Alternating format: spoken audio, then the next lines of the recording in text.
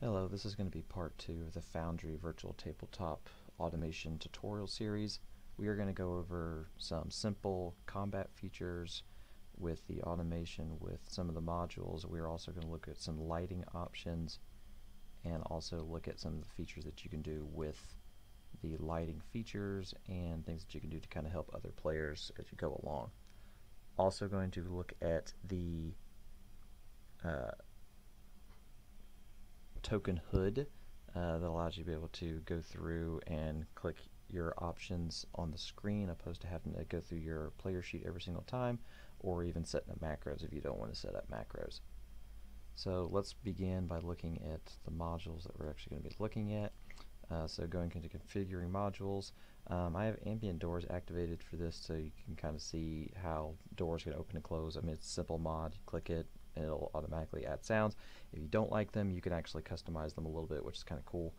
Also going to be looking at dynamic effects with active effects, the combat utility belt a little bit. Also going to be looking with the easy target, as well as the Illandril's Hotbar use with the Midi QOL, quality of life. The minor one doesn't really work anymore, so the Midi is the one that you're going to be looking for. Don't need that one activated. And the Token HUD, and then also the torch. So that one's a nice fun one. Looking at the settings for the hardest thing and most difficult thing to set up is the Midi quality of life.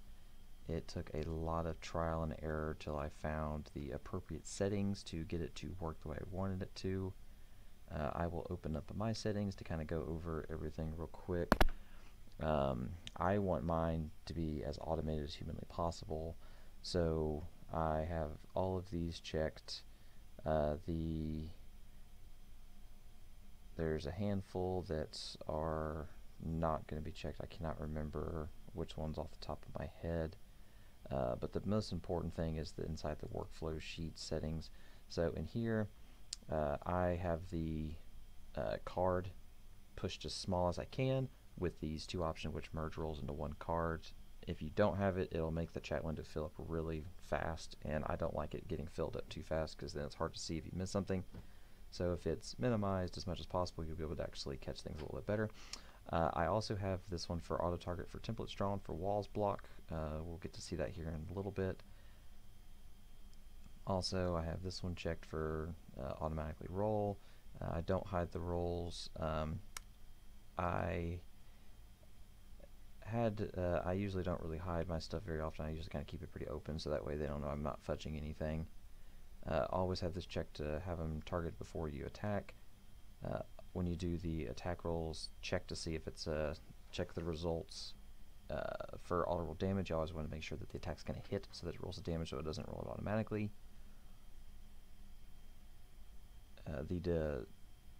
All the DC checks, it'll display those when they have to be rolled. Also, if you wanted to automatically apply the damage, I have it set to yes and damage the card. Also, damage immunities, you want it to apply all immunities plus physical. That way it won't, it'll always apply all the immunities and anything that they might specify. If NPC or character has certain things like fire resistance or something like that, it'll automatically apply all that. Also, apply effects to targets. I don't really use any of the custom sounds. I might test it out later, but I haven't messed with that yet. But that's all the settings I have set up for that. Setting up that way, anytime you roll attack, it'll automatically hit. It'll automatically roll damage. We'll test it out here in a minute, but that was the settings that took me forever to figure out to get it to work just right. This is probably the most streamlined click, push, go button settings that I could figure out how to do. Opening it back up. With the combat utility belt, I always do the enable and concentrator to have any spells that require concentration. It'll automatically trigger. Do you want to roll concentration? I'll show you that a little bit in a second. I also usually do XP. I do a little bit of XP plus milestone.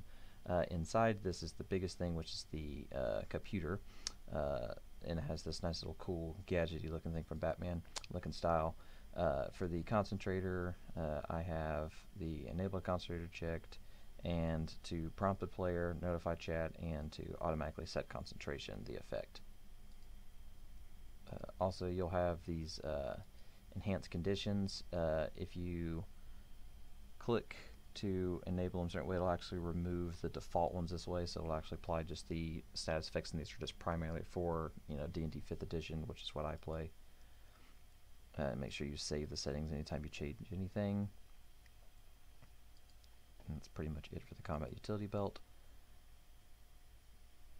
The dynamic active effects, it's still being a little wonky. I usually turn these two armor class ones off. Whenever I have them clicked, it always messes up my ACs.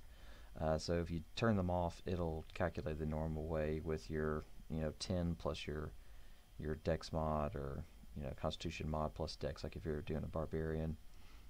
So I usually turn those off, and that usually fixes that. Also, for the easy targeting, you can pretty much hold Alt and select whatever character you want, and it makes it a little bit easier. You don't have to fight to try and figure out, or right click on every single character just to get something to use. The hotbar uses will show any kind of expendable item, so crossbow bolts, torches, things like that. They will show up on the macro bar when you add a macro, and it will automatically deduct them from it. We'll show that in a second with some torches and things. Don't need Midi, and I am also going to go over the token Action HUD. I usually don't mess with any of these settings. I usually pretty much just leave it the way it is. Also with torch, the player will have a torch, and then you can actually set the exact distance how you would a torch, which they have 20 feet bright, 40 feet dim. Also, the dancing light one's kind of cool. We'll take a look at that one in a second too, because that one's pretty cool. Alright, so I believe that's everything, and now we'll take a look at some players over here. So first, to kind of take a look at some of the torch stuff. So Van here is just your typical, you know, variant human, so no dark vision of any kind.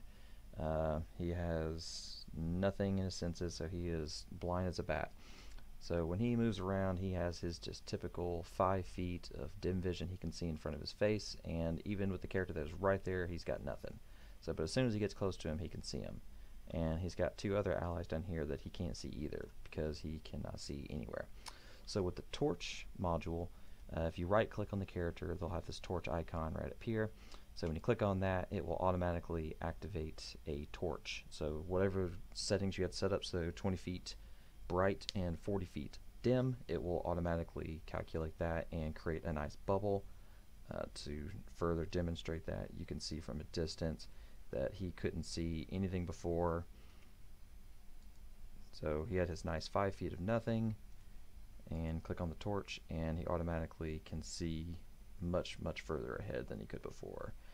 Also, the cool little flickering effect, if you actually go into settings, so if you right click on them and go to the little status wheel, if you go to vision, there are some options down here. You can, of course, you know, make sure that the dim rate is set to 40, bright light 20, and you can actually adjust the color to whatever you want it to be. So like I want him to have a cool green flame, you know, set the intensity down, otherwise he'll light up like a green thing, like a big green ball, and then you can set it to whatever style you want it to look like. If you want it to be like a torch or a pulse, so we'll do like pulse just to kind of change it up, so you'll see, and then it'll slowly kind of pulse outward, and it'll actually change the color of his torch, which is kind of cool and unique, especially if you got multiple people doing torches. Some people might want to change it up if you want to like be a little bit more unique, but we'll turn his torch off for now because he doesn't need it. What's also kind of cool, so a drow who typically have dancing lights when they as one of their base cantrips for just being the race of drow, when you activate the torch with a drow, it will actually create 4 mini dancing light icons, which is really cool. So once they're created, you can move the character off them, and you can literally put them wherever you want, and it will create the effect of dancing lights, and it'll create basically mini torches that you can place anywhere. So you could actually have someone, especially if they're quick enough, they can kind of run out ahead and start kind of laying torches around for people. So Van, who is blind as he is, will now actually have these torches to kind of help him guide his way and actually set up a nice guided path. So I thought this was really cool when I figured out it did that. That was kind of a game changer. It actually makes dancing lights actually viable, so you can actually see, especially with this. Alright, so moving ahead with combat. So opening up the chat window. So any character that you see, especially when you have the Midi quality of life setting set up, you have to have the character targeted in order to hit them. So with the easy target, if you hold Alt and click on a character, it'll automatically apply the target. All the easy target does is that when you hold Alt, it basically moves over to the actual target, select target one. It automatically just pretty much holds it in place to allow you to click and hold whatever. So because everybody lights up for you to target them. So you can hit anybody, you can do an area of effect and grab everybody if you want, or you can, and if you want to do like an area of effect, you can get everybody, or you can do it one by one. So for this, if you want to do the targeting with the HUD, the head up display, you can do it this way. If you actually like to set up macros and you don't want to have the HUD, you can do that as well. So you can go to the inventory, you can go to his longsword, and you can simply just drag and drop it and put it on the bar here, and it'll activate it when you roll, especially with everything set up with the MIDI quality of life settings and then the dynamic active effects. So to test it out, we will select our target. We will first we'll just use the macro, so we'll do 2, and if it hits, it'll automatically roll the attack. Any modifiers with that will be applied, and it'll also break down the damage. On the GM side, they'll actually show this private roll, so it'll actually show how their health was reduced, and also if they have any kind of immunities, it will list the immunities as well. Also, if a player ever makes a mistake and said, hey, I didn't mean to attack that person, actually wanted to do something else, the DM can simply just click a button and actually can reverse the damage.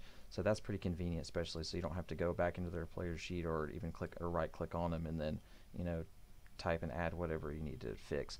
So that's a pretty convenient feature for targeting an enemy. So same thing with the heads up display. If you wanted to attack with Van again, so you're going to go to inventory and you'd click longsword, and it'll automatically roll, do the damage, do hit, and so on and so forth. Same thing for spells. So if you wanted to cast a spell with the dynamic active effects and MIDI quality of life, it will automatically trigger when you use a spell. It'll automatically trigger, do you want to use a spell slot, whatever you have targeted. So we'll make sure we have her targeted. It'll say it's going to consume the spell slot, it's going to use a second level spell slot, and it'll ask cast. So if she is being held, if she's saved, it'll automatically show that she's saved. And because that is a concentration spell, it'll show that he's concentrating, but of course he failed to actually hold her. So you can just go through and just uncheck the concentrating, and it'll show that he's no longer concentrating since he didn't actually succeed in his roll. So some other effects, I'm not going to go super in-depth in this feature in this video. I'm going to go over a more in-depth video of actually breaking down some of the dynamic effects, but at least kind of just a simple demonstration of it to show how it works. So I already have it coded, so when I activate Rage with a Barbarian, it will automatically apply the effects. He is a totem barbarian, so he actually gets a little bit of extra resistance than, say, your typical just raging berserker one. So whenever he activates, so my barbarian here, so whenever he wants to activate Rage, it'll ask, does he want to use one of his abilities? And if he does, it will automatically apply the condition. And so when I go into his sheet and his effects, it'll have his conditions of Rage, and it'll have whatever the benefits are. So for him, he gets an extra 2 damage to attack, and then he resists almost all forms of damage. And it's already set up to run on a timer, so you can either set it up for a timer or you can set it up per round, especially if you don't use, like, so I'm actually using a clock to keep up with the time, so I can actually, it'll automatically, in 60 seconds, it'll automatically shut off. Or if I want to set it up for, typical, 10 rounds, since every 6 seconds is 1 round, you can set it up that way as well. But with at least the timer, it's kind of one of those leave and forget situations, so you don't ever have to really worry about it. So with a, and see, yeah, it's already removed his his effect. So with, say, a spellcaster, and you're going to do anything in your spellbook, it'll do very similar things. So, okay, we'll test Fireball so you can see some of the effects with the wall. So what we're going to do is we're going to put old Bjorn here behind this wall. He is behind a door and a couple walls, and we're going to move these other two right down here in the big old line of fire. So Zafi here has got a hankering for setting something ablaze, so she's going to cast Fireball. So when she casts Fireball, which you can either cast either from the hotbar by dragging the spell down, or you can cast it from the hood, either one, or you can cast it from the player sheet, whichever is most convenient for you. So we'll do it from the hotbar. So when she casts Fireball, it will show what spell it is, it'll ask you to spell slot, and it'll also do a thing called Place Measure Template. So with the Measure Template, it will ask you to draw out your template for where it's going to attack, and it'll actually automatically target whoever's inside that bubble. So when we lay the template down, you'll see that it's going to target everybody inside this bubble, but except for Bjorn. So when she rolls her damage, which she already did, it'll automatically, once you drop the template, it'll automatically roll everyone's saves. So the Manticore at the top failed, Nath saved, and the old test guy saved. So, and it'll automatically apply all the damages. And so if anybody's resistant to anything, it'll automatically apply that. And it already rolled all of their damage, so it's nice and convenient. So a nice fun little addition. And then when it's done, you can go to the measure templates, or you can go to the templates measure controls, and then you can just delete it. Also, if you have another add-on equipped, what I currently don't have on right now, but I can do just to show. And when you go to modules and you go to animated spell effects, and you also have to turn on another module called where are you, mess. The two of these combined, you can create some pretty cool effects. So once this I always just disable that, because whenever you first activate it, it always asks you to do that. It kind of tells you, hey, it's not up to date yet. So with her, if you go into her character sheet and you go to your spell book and you go to whatever spell you're wanting to modify, so we're going to do Fireball. So if you come over here to edit, you go to details, there's a spot right here called template texture. You go to here and you're going to go to modules, and you're going to look for the animated spell effects module. Inside the animated spell effects, it's going to go deeper in, and you can go to fire, and then at the near anywhere there's several options. There's other modules that do the same thing. So let's do a blue fireball, because that just sounds cool. And that's all you got to do for that. Okay, so now we're going to do Fireball again and have a nice cool new effect for it. So now when we do Fireball, it'll ask you to do the same thing, place measure template. We're not going to consume a spell slot this time, and it will automatically do this new cool effect. So now you got this big swirling fireball that's now on top. So when you drop it, it'll drop this nice cool effect, roll everybody's saves, rolls everybody's damage, and then you got this cool little fireball that's floating across the screen. So also with these, it's really convenient for certain spells like Fall Cloud, Cloud Kill, anything like that that's a constantly moving object that's going to go across the screen, because you can create a cool little effect and then you can kind of move it around as you do, because once it's placed and you can say, okay, it's going to move a couple feet and go wherever it's going to go. But when you're done, you just delete it, and then it goes away. Let me untarget everybody. Okay. Alright. Also, let's go over... Let's see if there's anything else that's major to go over. The same thing with the attack, you know, consolidating in modules to, you know, do it works for anything melee attack or ranged attack. So say he's going to attack her with a javelin, so make sure you actually have your person selected when you're doing it, you'll see the little, oh, I'm still in target mode. I was wondering what was going on. So once you have your target and you have your character and you roll your javelin, it will automatically roll, gets a hit, and do the damage, and it will actually, didn't on that one. I think I actually set it up to not take away from using the usage. No? For some reason it's not reducing his number. I also moved some items over that didn't move over properly, so that's entirely possible why that's not working just right. We can test it. Let's see, javelin. Yeah. Let's test with a new item, make sure this is actually doing this just right. I also like the Tidy 5e sheet a little bit better. I just feel like it's a little cleaner than the main sheet, just the base sheet. I even like the effect of the blood icon as it fills up as you get more and more wounded. I just think that's a nice little touch. Makes it a little bit more personal. I also like doing it in dark mode, like which is in right now. Which that's a setting that when you actually go into it, it'll actually have an option for you to do the dark mode.